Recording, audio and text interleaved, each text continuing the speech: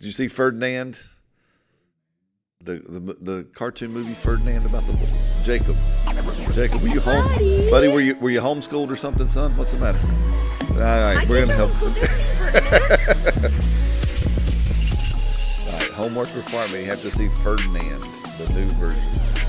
All right, Ferdinand the bull.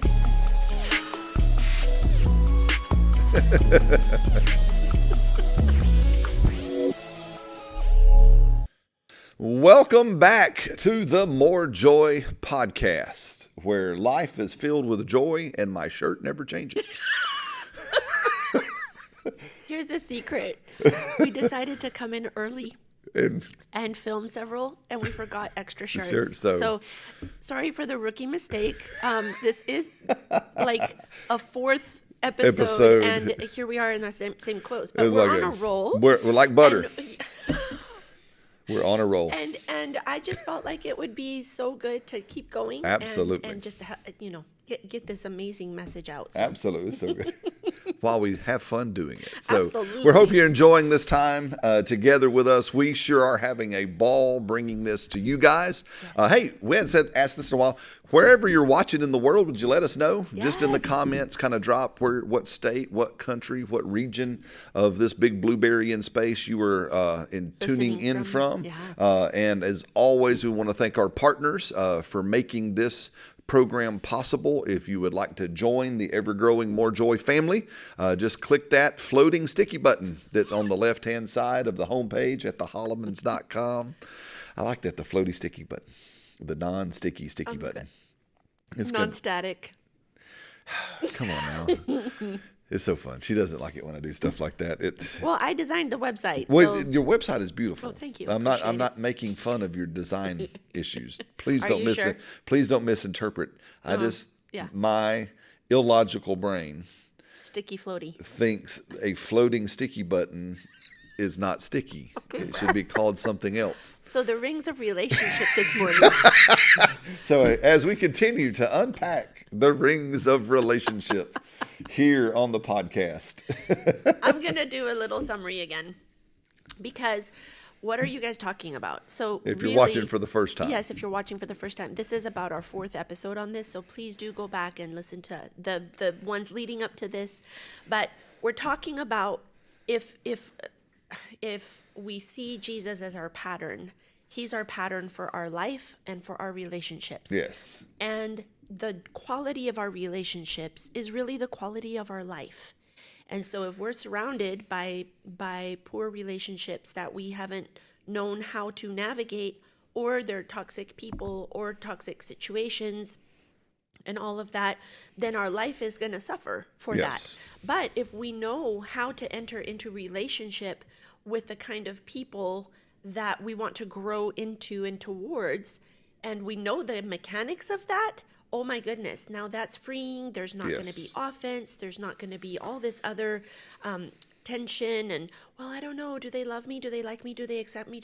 Do I belong? You won't have to worry about any of that. Yeah. And so we're so excited to present this tool to you. Yes. So that you can discern not only what rings, who is in which ring of mine, and what ring am I in for this person or that person. Yes. And it is just freeing, and it is so much more enjoyable. Yeah. And it lets us know who to choose. Right.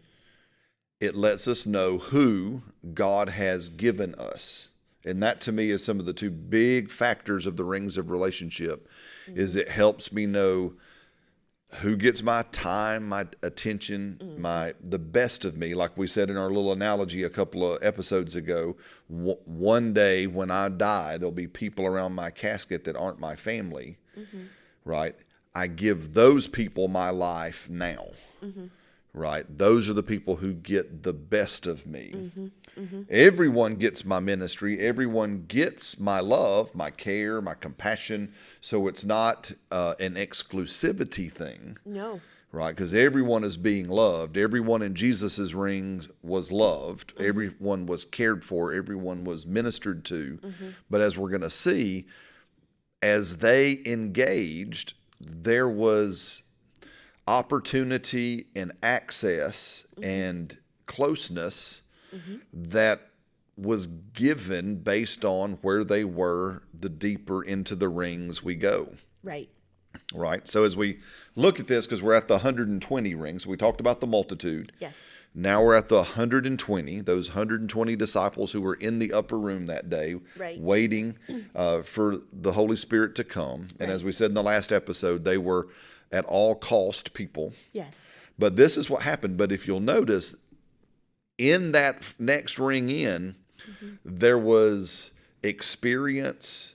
Yes, an There- activation. Activation. Yeah. There was empowerment. Yeah. There was, again, the Spirit that the multitude didn't get. Right. Now, they would ultimately get it, I believe, those that wanted it. But you begin to see this thing of, wait a minute, the deeper I get in, there is privilege.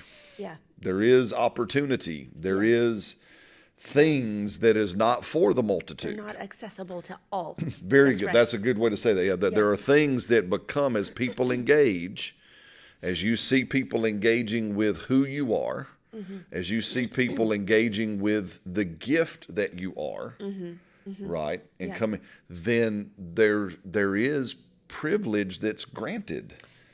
I feel like somebody listening today has felt guilty of having this thought. Very good. And I just pray that you'll just be free from that guilt. Absolutely. Because it is physically impossible To let everybody to in. let everybody in at the very core of your life and all of that. And your Lord Jesus modeled this for you. Yes. And so what lying belief is holding you back from being able to say, okay, this right here, if you do this, then you are able to access this part of me. Yeah. And that's okay to say. Yeah.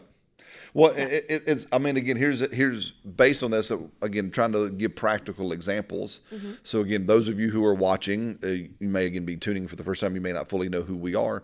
So Celina and I have been pastors. We've been ministers in the church for the past 25 years, and you even beyond, as growing up as a pastor's kid, missionary's kid. You've been in it since birth almost. I was 6. That's a long time. But we've been, if you will, full-time pastoring, ministering, leading God's people, traveling around the world, preaching, teaching, helping churches, all this stuff, and because that's what God has asked us to do. But like here we said earlier, we thank our partners for this show. Yeah. And so there's levels of access that our partners have that the rest doesn't have. Right. This show is like, again, we produce our program Yeah. for the the whole, multitudes, for the whole of our rings. So this is there for the multitude. But as people begin to engage and show partnership with us, we begin to see, oh, wow, God is giving us these people and he's giving us to these people. Then we create what's called Let's Talk. That's right. We have Zoom meetings that are just for our partners, That's right. where we share things and content. We get to know them better. We speak into their life. They speak into our life at a level that is not there. And guys, listen, and that's not wrong. Right. Exactly. That's actually based on this whole thing. This model. This model that Yes. Jesus had that you're going to see, that again, there was access granted as people engaged and went deeper, right? So that was the 120. And so the 120 stepped into the Spirit of God. Yes. They were baptized. They spoke with other tongues. They began to prophesy. They began to experience things well before everybody else experienced them. Why? Because they were all in, right? So I'm going to say this from now. We said, so who are your multitude? Because I do think God gives us, whether that's a demographic, whether that's a people group, whether that's a geographic place, again, like we said in a couple episodes ago, that God put in Titus the Corinthians. So Titus had a heart for the city of Corinth, not just for its location geographically, but for the Corinthian people. So therefore, he spent time in Corinth because that's where the people were, that was his multitude. Titus's multitude was the people of Corinth. So I say that you may have a city, a state, a country, an ethnicity, a gender, who knows? I mean, you may have a multitude, youth, a demographic. That's the word I was looking for. Yeah. You may have a demographic that God puts in your heart. That's your multitude. But then the next step in, there's going to be people then that come all in, and you can start to build now a team. Right. You can start to build now a tighter community of people, and probably those 120 will also then share the same spirit you have for the multitude. Does that make sense? Yes. So you're going to see people. That's how you begin to know, is you're going to see people like, again, if you have a heart for, if you have a heart for marriage and family, it's not odd, nor is it competition. Right. When you begin to bump into more people who have a heart for marriage and family, and y'all share a spirit and you get all in with each other, right? I mean, I think, again, I'll put a free plug at Uncle Pete, who taught us so much, Peter Burrell. We can, in the description on this one, we'll make some notes if you'll put the links to Pete's book in the description. He taught us so much that we share all around the world. And now I'm so glad, after many decades of everyone asking him, he's writing books about what he's taught for 30, 40 years. Right? So that's not competition. That's same spirit. Absolutely. Right? That's part of the 120 that we have.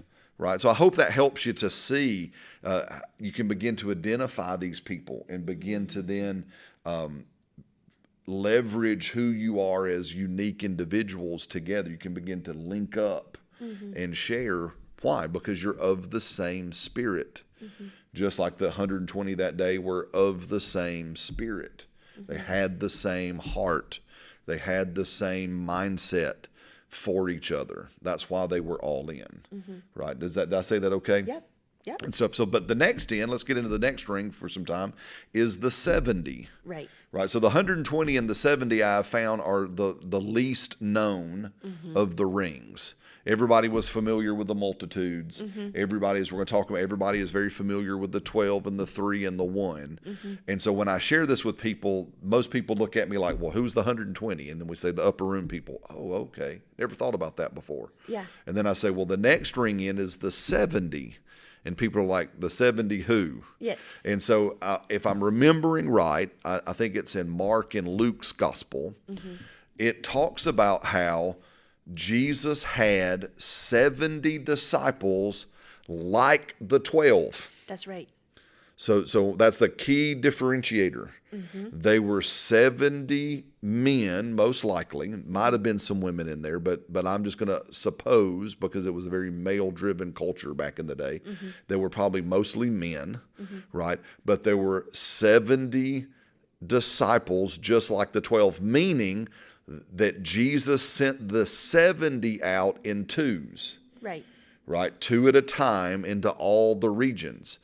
Right? And it really is only, I think, 1 or 2 mentions in the gospel of these 70. It's a very passing kind of a thing. But there were 70, just like the 12.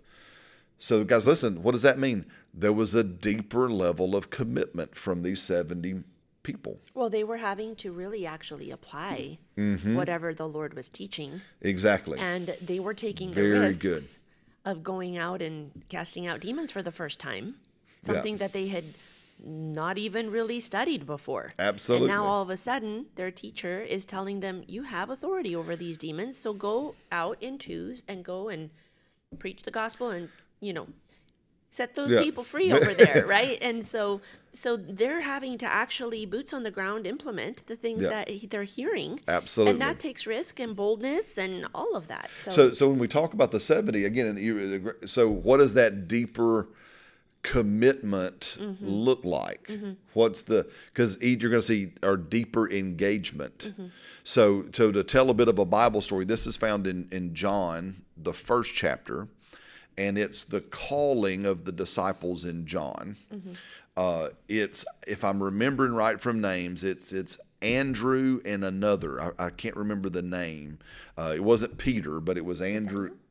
Well, Nathaniel was coming later, so they all went together to call Nathaniel. But it was Andrew and another guy that I can't remember his name, but they were disciples of John the Baptist. Right. Right. So these two men were already committed somewhere else. Yes. So listen, as you get people deeper in, what you're going to find is these people are already active. Yes. Right? These people are already doing some stuff. They're already engaged. They're already involved. They're already moving. So these two disciples were already active in John the Baptist ministry. They were present that day when John has the zenith of his ministry, and he looks, and there comes Jesus, and he says, "Behold the Lamb of God that takes away the sin of the world." That's right. And now here's the thing. And these two men hear John's declaration and basically say, "Thanks, John. Appreciate the time in your ministry. We're going to go follow Jesus." And they begin to follow Jesus on their own. Jesus didn't ask them to follow. This is not one of the cases where he says, "Follow me." Yeah. Interesting. Right? Yeah. Right. This is two people who literally had been in the flow of looking for the Messiah and in a very committed way. Yes, and then they hear a declaration, they see Jesus again. They don't know don't know who he is, but beyond what John just said, again, they don't have. There's no application to fill out. Nope. There's no description of job. What are we going to do when we go? There's no website to go check out who else is on the team. It's literally, the dude we've been following says that's the other dude we're supposed to follow. We're going for it. Yeah.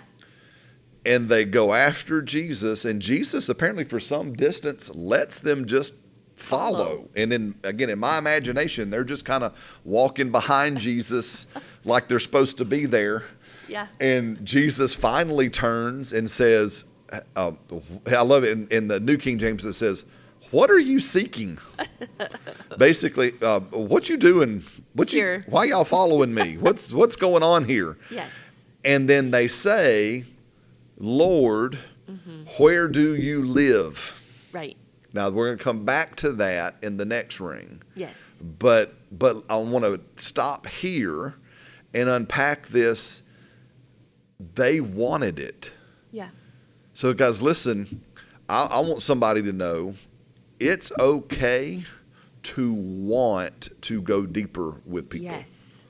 It is okay to want to go deeper into a ministry. Yes. It is okay to want to go deeper into your church. It is not self-serving. No, you're already in that flow. You're in the flow. Of course you would. So what do we do? Well, man, you just start showing up. I mean, you should show up enough. Like, again, this is to me what happened. This is what distinguished the 70. Because I don't think it was just these two dudes. I think it was the 70 broke away and they just started showing up at another level. Yes. Right? Like, again, I'll tell a story in my own life, right? So those who may know some of my testimony, so at 6, I was saved, but I just had fire insurance. They told me about hell. I didn't want to go, so I got fire insurance. And then as I grew and matured, I didn't really become a follower until I was 19. Right? That's when I say he became Lord. Right? So when Jesus became Lord at 19, I say it like this, that's when all the bells and whistles turned on. Because remember, he's not Savior until he's Lord. Those two things go together. Right? You don't, again, we said last time or one of the last episodes, provision follows commitment. Right. So when I finally got genuinely committed to Jesus, all the bells and whistles of my calling, of my desires, all of that began to turn on. And I knew, all I knew was I'm supposed to be a pastor. I'm supposed to be, or in ministry. I didn't even know if to call it a pastor. Yeah. I'm just supposed to. So I just literally started showing up at my local church whenever I wasn't doing any. I was single, obviously 19. I was single at the time. And so I would go to college. I did my little delivery job that I had. And as soon as I was free, I would just be over at the church. And it's funny enough, Pastor Mark Carell was there, so I've had a lot of Pastor Marks in my life. And I just show up and I go, or Pastor Armand Egnew, who was the associate/youth pastor. I'd go, hey, Pastor Armand. Hey, Pastor Mark. Hi. And I'd just be there. And they'd look at me, well, hey, Brad, how you? I'm good. And they finally started noticing, well, this kid just shows up all the time. We should give him something to do. Give him something to do. So they would give me something to do. And it's literally that led me to, I was going to go into master's commission, but that wasn't where God wanted me to do. So the Spirit forbade me. That's a whole nother talk for a whole nother day. Yeah.